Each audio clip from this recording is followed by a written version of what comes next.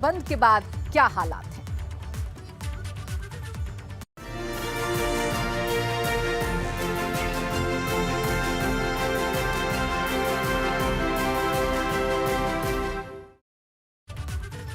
अमरोहा के बावनखेड़ी गांव को 7 लोगों के खून से रंगने वाली शबनम की फांसी पर पूरा देश इंतजार कर रहा है।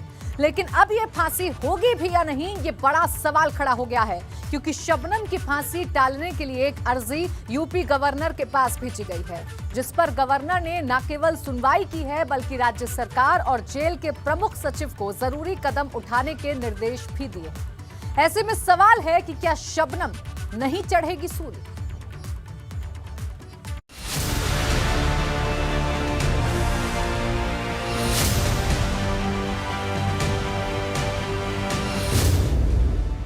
फांसी के फंदे से बच सकती है शबनम।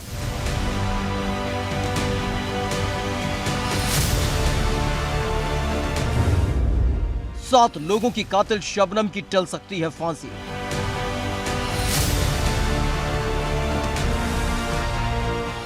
अमरोहा के बावनखेड़ी में 7 लोगों को मौत की नींद सुलाने वाली हैवान शबनम की अभी तक लोग फांसी दिए जाने का इंतजार कर रहे थे। भारत के इतिहास में शबनम वो पहली महिला थी। भारतीय कानून के मुताबिक फांसी की सजा सुनाई गई थी, लेकिन शबनम को नजदीक से जानने वालों के लिए ये वो पल था जब उन्होंने राहत की सांस ली थी, क्योंकि शबनम ने अपने इश्क के जुनून में जो खूनी खेल खेला था, उससे 12 साल बाद भी लोगों की रूह कांप उठती है। उम्र कैद में बदल सकती है शबनम की फांसी की सजा।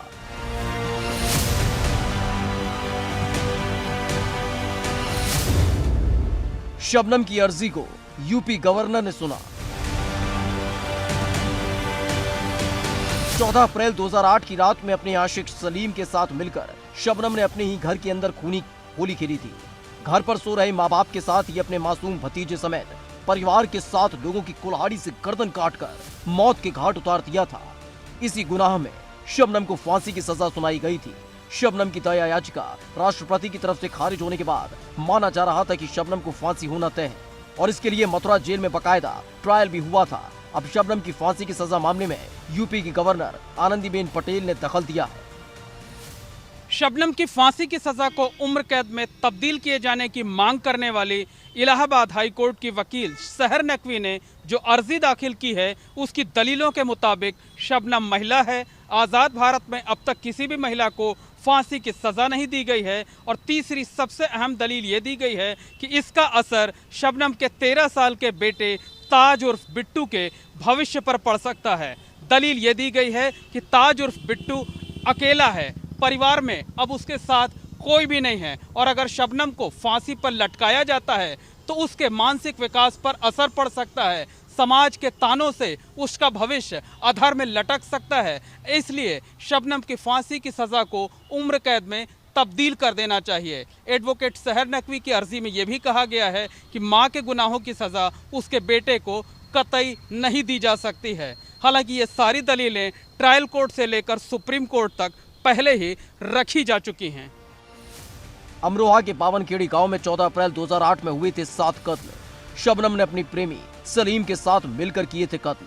माता पिता और मासूम भतीजे समेत की थी परिवार के 7 लोगों की हत्या। 15 जुलाई 2010 को अमरोहा की कोर्ट ने शबनम और सलीम को दी थी फांसी की सजा।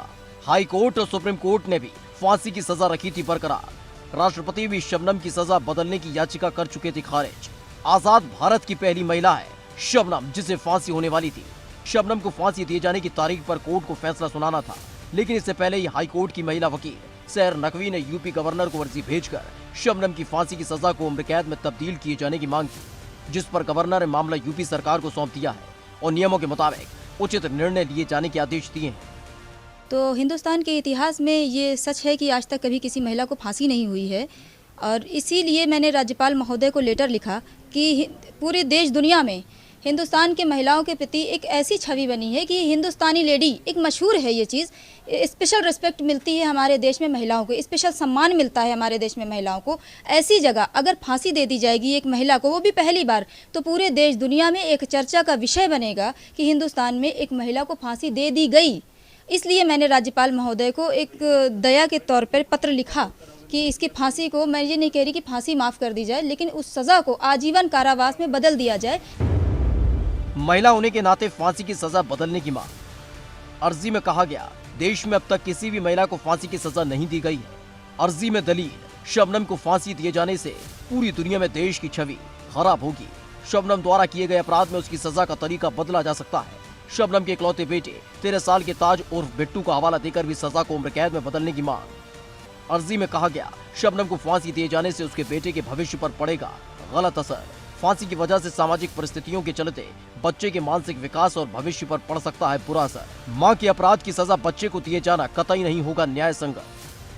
एडवोकेट सहर नकवी की इन दलीलों के साथ ही दी गई दया अर्जी से 7 लोगों को मौत की नींद सुलाने वाली खूनी शबनम की फांसी में नया मोड़ आ गया है। शबनम के आशिक सलीम की दया याचिका अभी भी सुप्रीम कोर्ट में विचाराधीन है। ऐसे में अर्जी में गवर्नर के दखल से माना जा रहा है कि शबनम की फांसी की सजा टल सकती है, जिसका उसके परिवार समेत अमरोहा के पावनखेड़ी गांव का हर शख्स बेसब्री से इंतजार कर रहा था।